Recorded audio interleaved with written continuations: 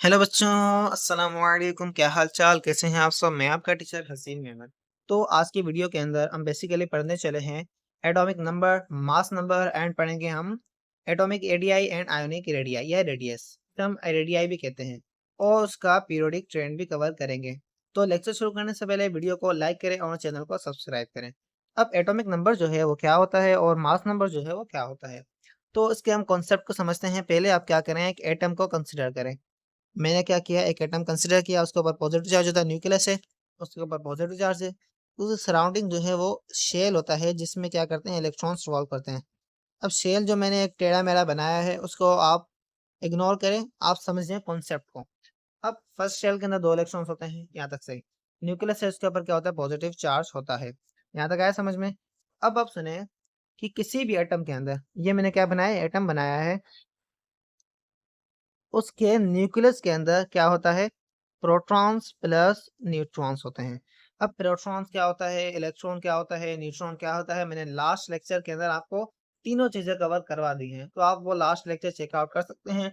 अगर आपको पता है क्या होता है तो आप यहाँ से कंटिन्यू कर सकते हैं। अब मैंने क्या बताया कि किसी भी एटम के अंदर उसका जो न्यूक्लियस होता है उसके ऊपर पॉजिटिव चार्ज होता है, और उसके अंदर जो है वो प्रोटॉन और न्यूट्रॉन्स होते हैं। अब किसी भी एटम के अंदर कितने नंबर ऑफ प्रोटॉन्स होंगे, न्यूट्रॉन्स को हम बात नहीं करें, न्यूट्रॉन्स के बारे में हमें है ही नहीं डिस्कशन।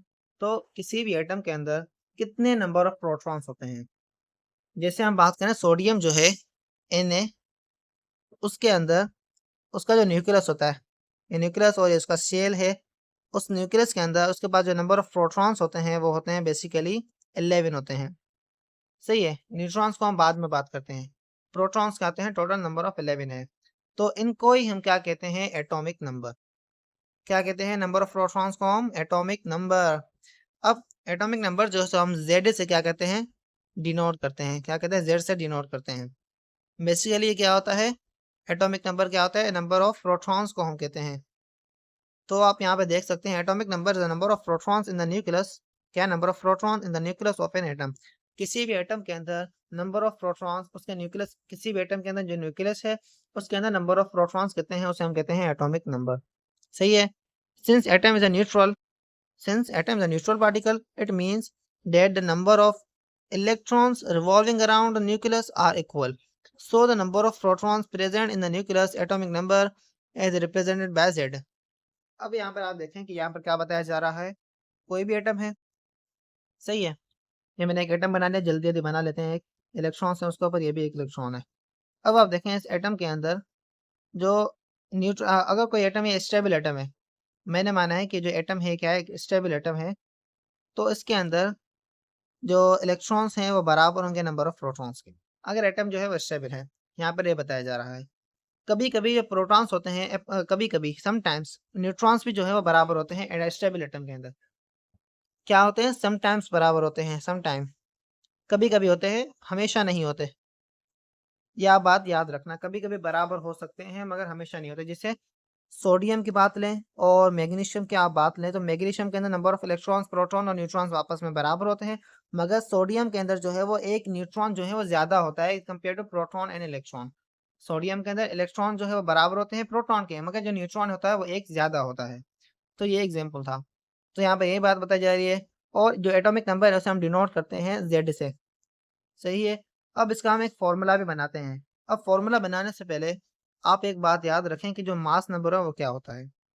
मास नंबर बेसिकली हम कहते हैं कोई भी एटम का जो न्यूक्लियस होता है, ये एटम का जो न्यूक्लियस है, इसके सराउंडिंग इलेक्ट्रॉन्स रिवॉल्व कर रहे हैं।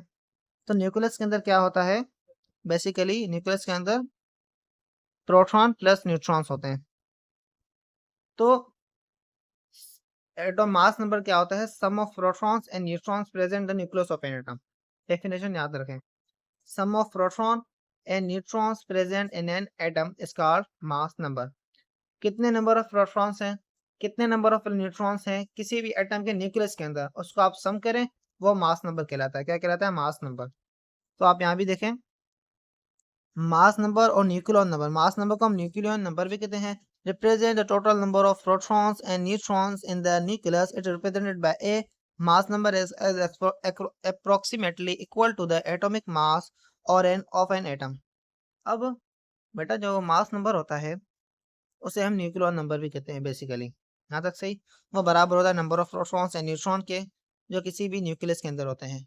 अब मैं आपको एग्जांपल दे देता हूँ कि जो सोडियम का हम एग्जांपल लेते हैं। सोडियम हैवी सबसे पहले आता है, उसके पास नंबर ऑफ इलेक्ट्रॉन्स प्रोटॉन्स हैं वो कम भी हैं, तो आपको समझने में आसानी होगी। तो मैंने क्या किया, सोडियम का एक एटम कंसिडर कर लिया, ये न्यूक्लियस है, ये सराउंडिंग में इलेक्ट्रॉन्स रिवॉल्व कर रहे हैं। तो इलेक्ट्रॉन की हम बात ही नहीं कर रहे, इलेक्ट्रॉन्स के ऊपर हमारा काम ही नहीं है। तो सोडियम के अंदर जो नंबर ऑफ इलेक्ट्रॉन्स और प्रोटॉन्स कितने हैं, प्रोटॉन कितने हैं प्लस न्यूट्रॉन्स जो हैं वो कितने हैं, ये न्यूक्लियस है, इसके नंबर ऑफ प्रोटॉन्स इलेक्ट्रॉन्स होते हैं। और जो प्रोटॉन होता है न्यूक्लियस के अंदर सोडियम के, वो कितने होते हैं, 11 प्रोटॉन्स होते हैं। और जो न्यूट्रॉन्स होते हैं वो कितने हैं, तो 12 होते हैं। अब यहाँ पर आप देखें एक फर्क आ रहा है। तो मैंने क्या कहा आपको, कभी कभी न्यूट्रॉन से बराबर हो सकते हैं प्रोटॉन और इलेक्ट्रॉन के, मगर कभी कभी फर्क भी आ सकता है। तो इन दोनों के सम को हम कहते हैं मास नंबर। क्या कहते हैं, मास नंबर। कितना हुआ सम, 12 और 12 24 होते हैं, 12 में से कम कर दो, कितने हुए, 23, 23। कितने हुए, 23। इसके अंदर इसका जो क्या है मास नंबर है, क्या है, 23 इसका मास नंबर है। आया समझ में। बट एक और बात, मास नंबर जो होता है उससे वो एटॉमिक नंबर के अप्रोक्सीमेटली बराबर होता है। अब आप कहेंगे कि बेटा, अब आप कहेंगे सर जो मास नंबर है और जो एटॉमिक नंबर है, एटॉमिक नंबर या एटॉमिक मास आप कहें, वो आपस में क्या होते हैं, बराबर होते हैं। दोनों की एक ही बात है, इसका नाम का फर्क है, मगर बेटा ऐसा नहीं है। एटॉमिक नंबर जो होता है वो अलग कहानी है। 9th क्लास के अंदर आपने शायद पढ़ा होगा, एटॉमिक नंबर दिया, एटॉमिक मास भी होता है उसके अंदर। एटॉमिक मास और मास नंबर दोनों अलग चीज़ें हैं। 9th क्लास की बुक के अंदर आपको मास नंबर भी पढ़ा होगा आपने, और एटॉमिक मास पढ़ा होगा कि एटॉमिक मास जो है वो क्या है। एटॉमिक मास के अलग टाइप्स भी होते हैं, जिसके अंदर हम कहते हैं कि एवरेज एटॉमिक मास भी होता है। फर्स्ट वन एवरेज होता है, दूसरा होता है इसका, दूसरा क्या होता है, एक तो एवरेज होता है, दूसरे को हम कहते हैं, क्या नाम है, हाँ दूसरा होता है relative atomic mass. First average होता है, क्या होता है एवरेज, और दूसरा जो होता है वो होता है रिलेटिव एटॉमिक मास। ये बेसिकली टाइप्स होते हैं मास नंबर, एटॉमिक मास के। मास नंबर क्या होता है, बस सम होता है प्रोटॉन और न्यूट्रॉन का किसी भी एटम के न्यूक्लियस के अंदर। उसको हम डिनोट करते हैं ए से, और जो एटॉमिक मास है, जो नंबर ऑफ प्रोटॉन्स है, उसे हम डिनोट करते हैं जेड से। अब मास नंबर का आपके पास टॉपिक है नहीं, तो मास नंबर मैं आपको नहीं पढ़ा रहा हूँ। तो sum of atomic number plus neutron, atomic number जो है वो क्या है, नंबर ऑफ प्रोटॉन्स है, उसे हम जेड से डिनोट करते हैं, plus number of neutrons, mass number के बराबर होता है। भाई एटॉमिक नंबर क्या है, नंबर ऑफ प्रोटॉन्स है, तो एटॉमिक नंबर को प्लस करें न्यूट्रॉन के साथ तो हमें मास नंबर ही मिलेगा, क्योंकि proton plus neutron equal to atomic number, mass number. तो आप ये देखें फॉर्मूला बन गया। आया समझ में। अब यहाँ पर आप देख सकते हैं दो तीन तीन लाइंस दी हुई हैं, या 3 पॉइंट्स आप कहते हैं इसके। तो फर्स्ट वन के अंदर क्या है, प्रोटॉन और न्यूट्रॉन इलेक्ट्रॉन आपस में बराबर होंगे, एटम न्यूक्लियर न्यूट्रल एटम होगा।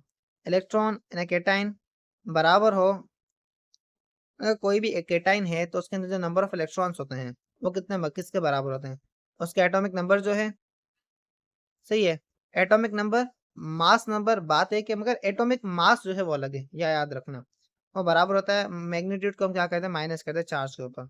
जैसे सोडियम है, उसके ऊपर प्लस की 1 चार्ज होती है, तो सोडियम का जो एटॉमिक नंबर है ना, उसको हम क्या करें, माइनस कर दे उसके चार्ज के साथ, चार्ज +1 है।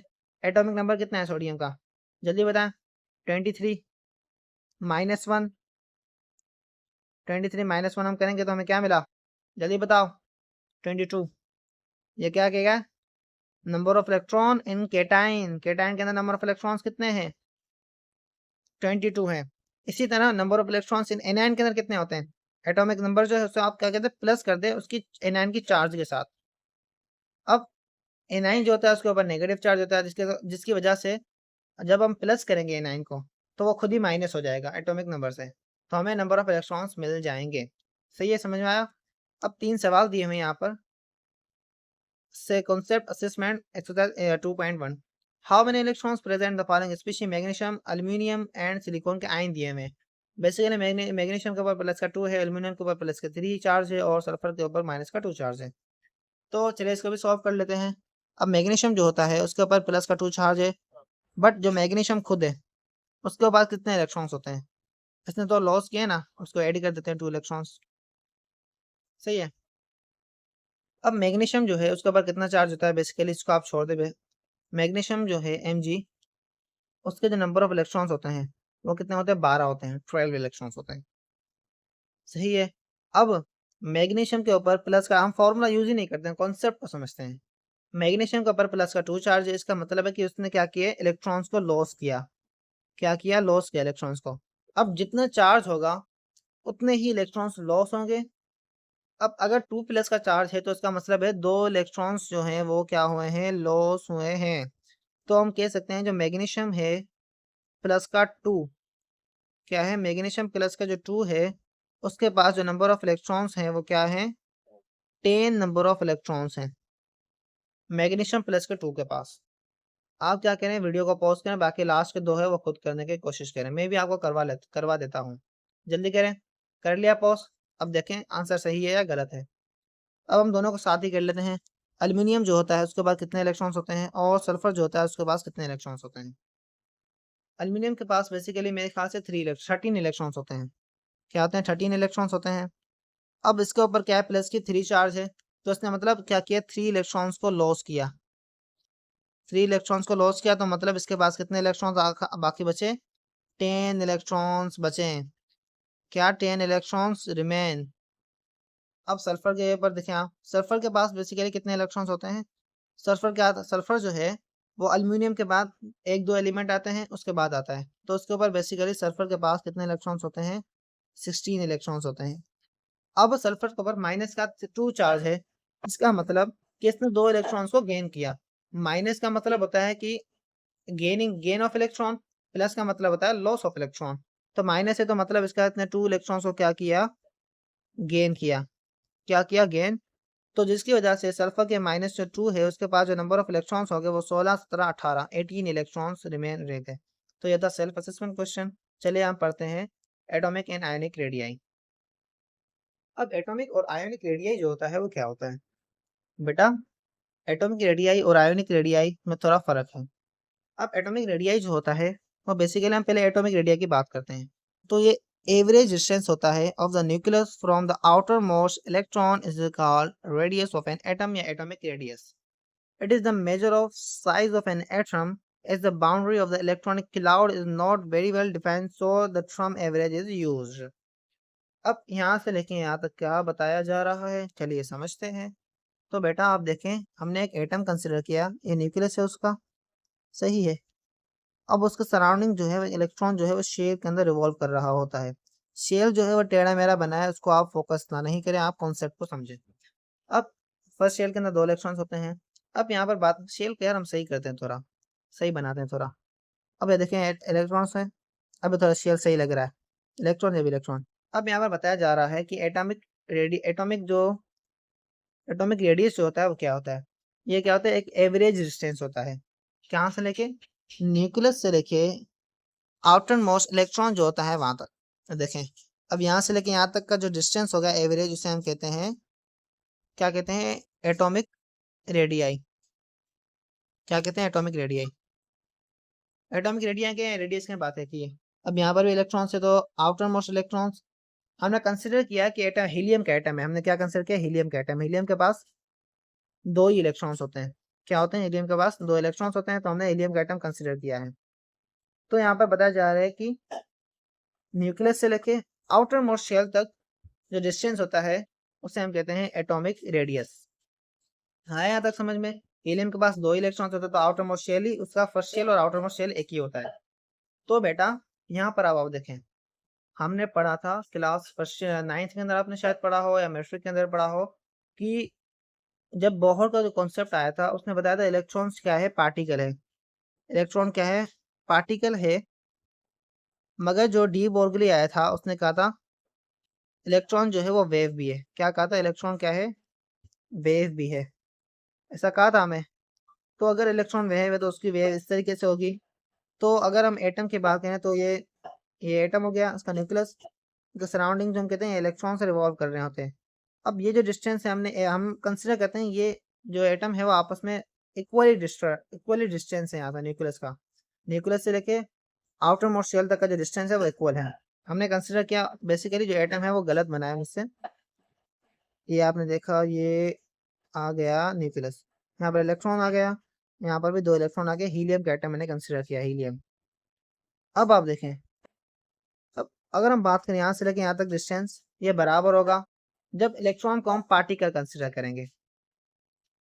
बट इसमें भी एक गलती है कि हमें पोजीशन की तो पता ही नहीं था कि इलेक्ट्रॉन की जो पोजीशन है वो क्या है। शेल बेसिकली एक रीजन है, हमने कंसिडर किया है शेल, तो उससे हम कहते हैं आउटर मोस्ट इलेक्ट्रॉन तक का जो डिस्टेंस होता है वो एटॉमिक रेडियस कहलाता है। अब जब हम इलेक्ट्रॉन का वेव कंसिडर करेंगे इस तरीके से, ये होगी इलेक्ट्रॉन क्या होगी, वेव होगी।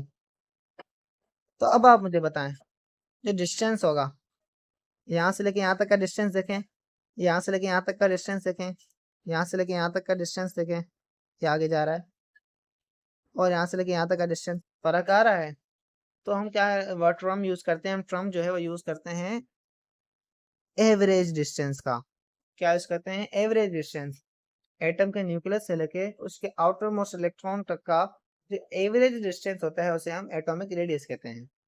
कि इलेक्ट्रॉन का वेव भी है जिसकी वजह से हमें रेडियस का पता सही नहीं चलता, उसकी वजह से रेडियस के जो है वो टाइप्स भी डिस्कवर किए गए हैं। एटॉमिक रेडियस के बेसिकली 4 टाइप्स होते हैं। क्या होते हैं, 4 टाइप्स होते हैं। अब फर्स्ट टाइप्स क्या होता है, फर्स्ट टाइप जो होता है वो मैं आपको बता दूं।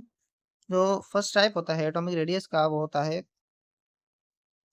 Ionic radius. क्या होता है, आयोनिक रेडियस।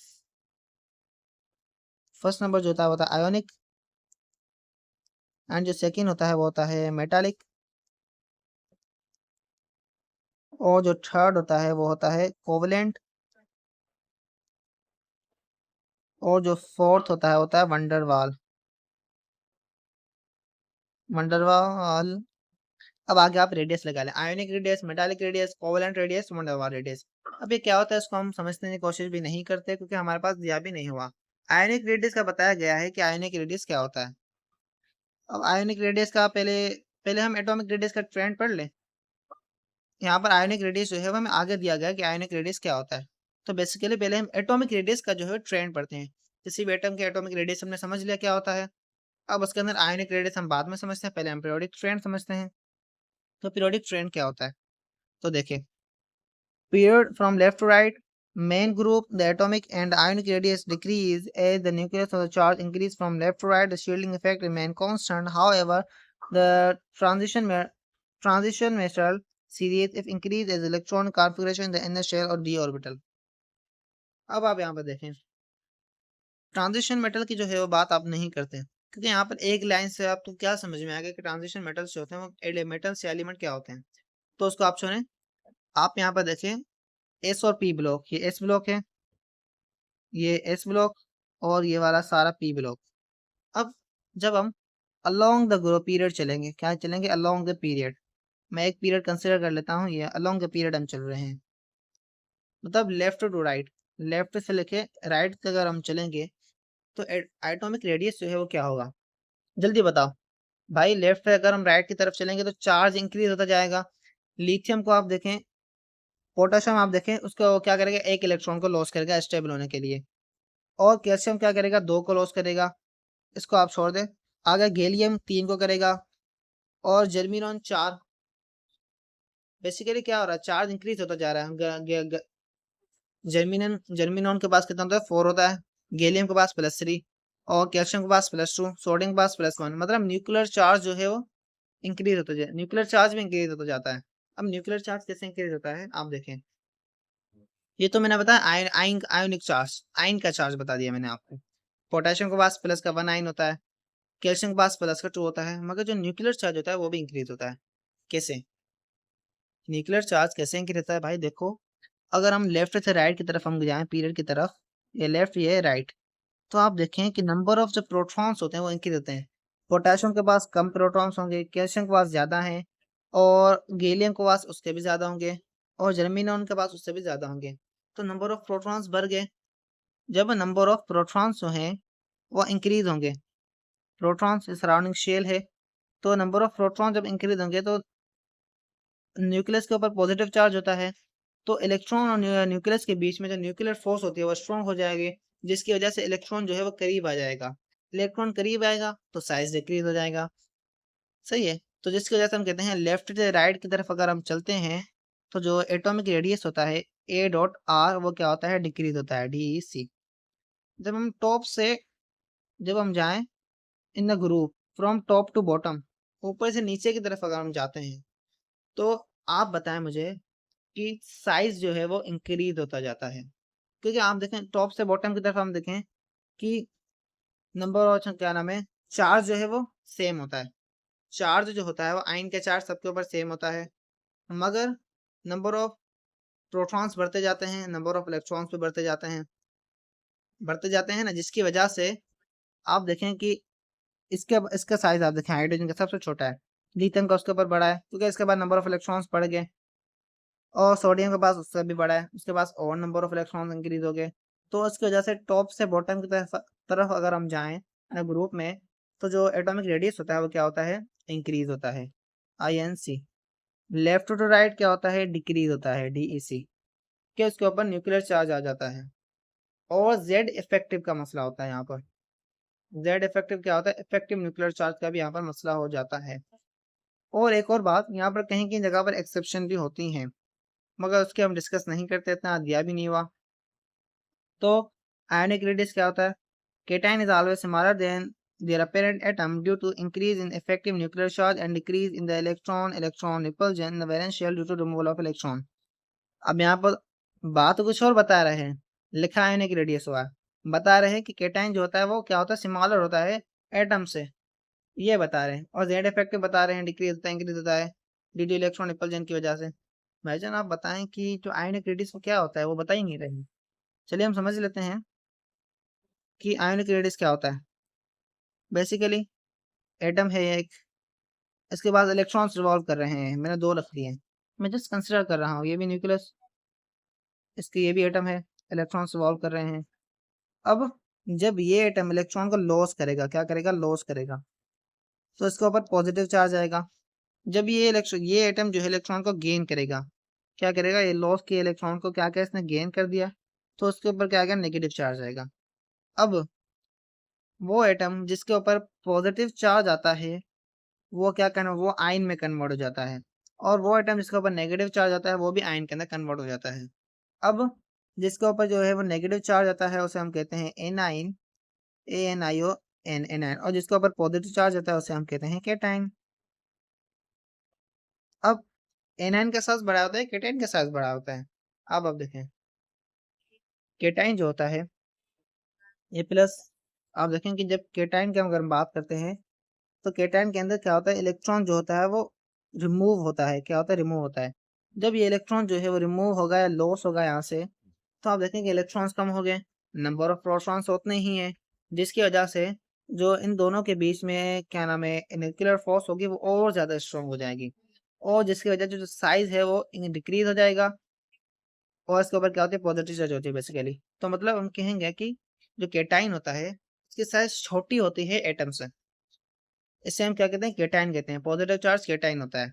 उसकी साइज एटम से छोटी होती है ड्यू टू इलेक्ट्रॉन्स लॉस हो जाता है, बाकी कम इलेक्ट्रॉन्स होते हैं, प्रोटॉन्स ज़्यादा होते हैं, जिसकी वजह से न्यूक्लियर फोर्स ज़्यादा हो जाती है, और साइज जो होता है वो डिक्रीज हो जाता है।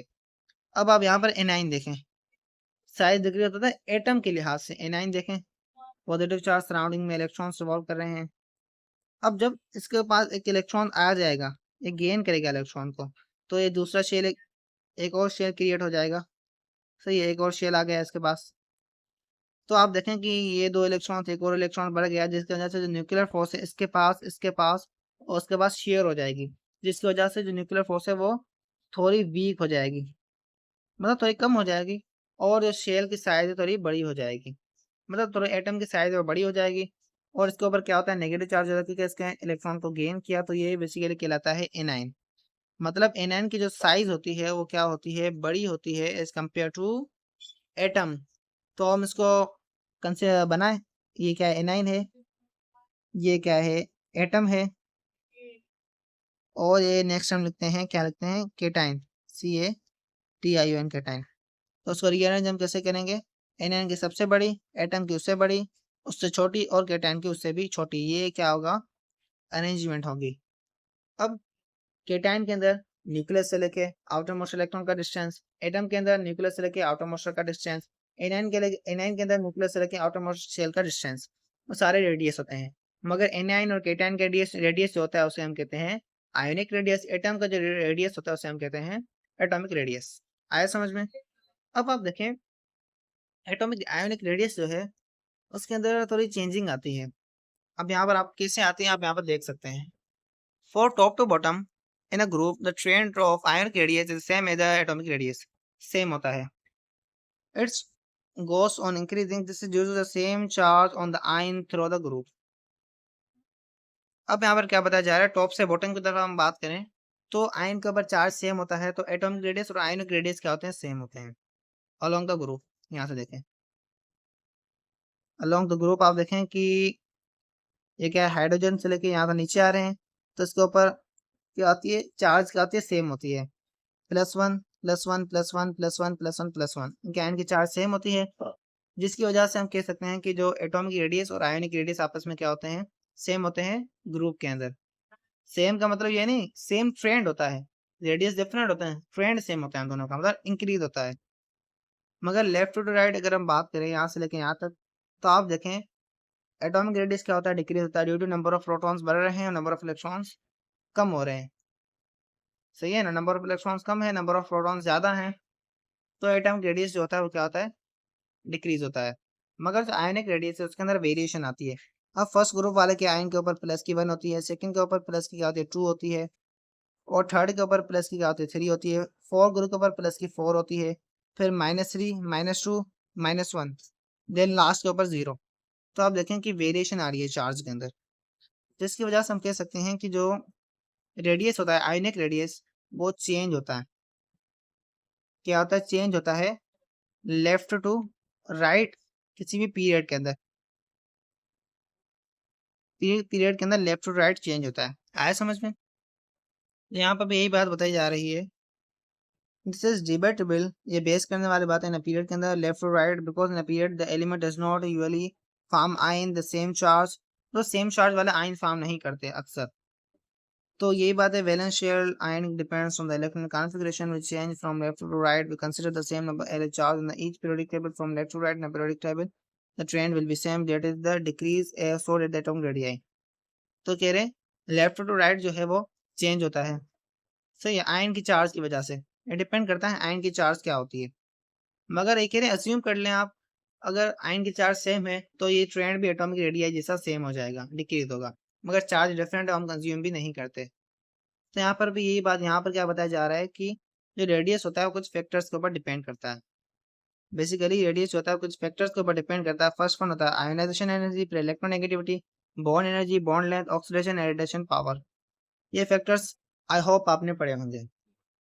तो ये इनका तो बहुत बड़ा टॉपिक है, इसको हम बात ही नहीं करते टॉपिक्स के ऊपर, आपने होप पढ़े होंगे। अब कॉन्सेप्ट असेसमेंट 2 एक्स्ट्रा 2.2 हम पढ़ लेते हैं। तो उसके अंदर क्या बताया जा रहा है, as you move from left to right across a period in periodic table the atomic radius generally, left से राइट की तरफ अगर हम जाएंगे तो क्या होगा, एटॉमिक रेडियस क्या होगा, जल्दी बताओ